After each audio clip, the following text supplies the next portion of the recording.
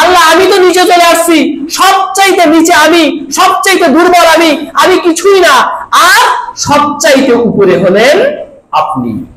মাথা ঝুঁকানোর দরকার নেই, পায়ের সামনে যায় পড়ে গেছে অথবা হাত দিছে পায়ে, তাহলে পায়ে হাত দিলে অথবা পায়ের সামনে পড়ে গেলে আর এটা বিনয়ীর সর্বোচ্চ সীমায় পৌঁছা হয়। সে যদি শিবর যদি না হয়ে থাকে, তার মধ্যে যদি দয়া মায়া ছিটে ফোটাও যদি থাকে, তাহলে সে তাকে কি করে দেয়?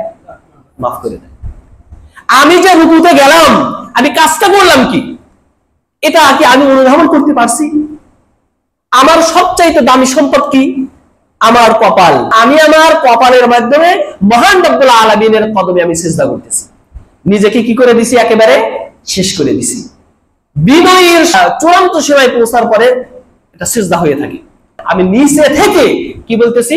সুবহান রাব্বিয়াল আ'লা, আল্লাহ তুমি পবিত্র, আল আ'লা, আর তুমি হলে সবচাইতে মহান, সবচাইতে তুমি উঁচুতে।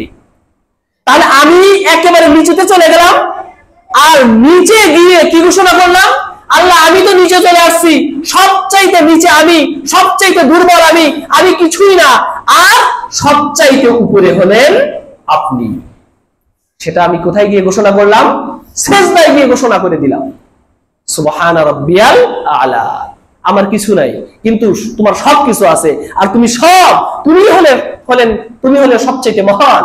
এই ঘোষণাটা আমরা সিজদার মধ্যে গিয়ে করি। কিন্তু এটাকে আমি চিন্তা করি যে সিজদার মধ্যে এইভাবে আমি আমার মালিকের সামনে নিজেকে সঁপে দিলাম, এরকম চিন্তা কি কোনোদিন করছি? একদিন এইভাবে চিন্তা ভাবনা করে নামাজটা পড়ে রেখিলেন।